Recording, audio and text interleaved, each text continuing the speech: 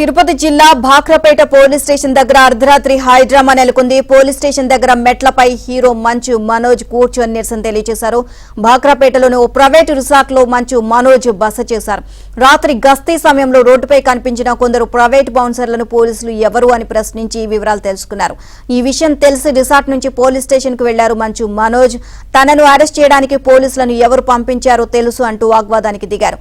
తనను అరెస్ట్ చేయాలని పోలీసులతో వాదించారు. అయితే తాము అరెస్ట్ చేయడానికి రాలేదని, రోడ్డుపై కనిపించిన బౌన్సర్లను ఎవరు అని వివరాలు మాత్రమే తెలుసుకున్నామని పోలీసులు తెలియజేశారు. అయినా శాంతించని మంచు మనోజ్ స్టేషన్ దగ్గర మెట్లపై కూర్చున్నారు. రిసార్ట్ లో ఉంటే ఎందుకు వేధిస్తున్నారు అని, తన గురించి ఎందుకు ఎంక్వైరీ చేస్తున్నారు అని మంచు మనోజ్ ఆగ్రహాన్ని వ్యక్తం చేశారు.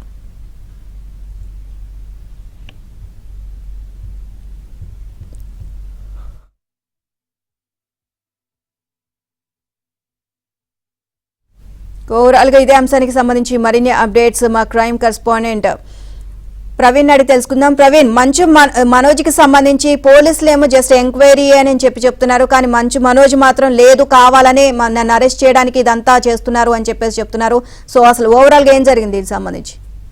బాక్రాపేట్ పోలీస్ స్టేషన్ తో పాటు ప్రైవేట్ రిసార్ట్స్ లో హైడ్రామా నెలకొంది. ఘాట్ రోడ్ లో ప్రైవేట్ రిసార్ట్స్ ఉంది. అయితే ఆ పరిసర ప్రాంతాల్లో పోలీసులు ఒకవైపు గస్తీ కొనసాగిస్తుంటే మరోవైపు మంచు మనోజ్ సంబంధించినటువంటి బౌన్సర్లు కూడా అక్కడ ఉండడంతో అనుమానాస్పదంగా ఉండడంతో పోలీసులు వాళ్ళని క్వశ్చన్ చేయడం జరిగింది.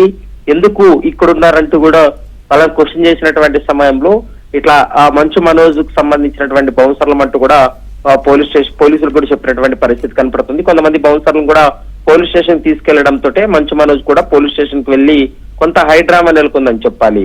నన్ను అరెస్ట్ చేయడానికి మిమ్మల్ని ఎవరు పంపించారో తనకు తెలుసుననేటువంటి అంశాన్ని పోలీసులు చెప్పారు. తాము ఎక్కడా కూడా అరెస్ట్ చేయడానికి మీ దగ్గరికి రాలేదని, రాత్రిపూట హైవే పైన ఘాట్ రోడ్ ప్రాంతంలో బౌన్సర్లు అనుమానాస్పదంగా ఉండడం వల్ల వాళ్ళ వివరాలు కనుక్కోవడానికి మాత్రమే వచ్చాం తప్ప ఎవరిని అరెస్ట్ చేయడానికి రాలేదనేటువంటి అంశాన్ని చెప్పినప్పటికీ కూడా స్టేషన్ దగ్గర మెట్లపై కూర్చొని మంచు మనోజ్ కొంత ఆవేదన వ్యక్తం చేసినటువంటి పరిస్థితి కనపడుతుంది.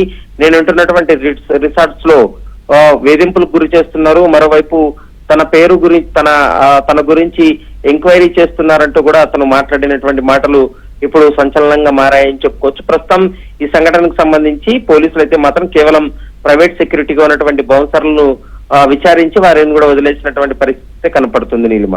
Right, thank you Praveen.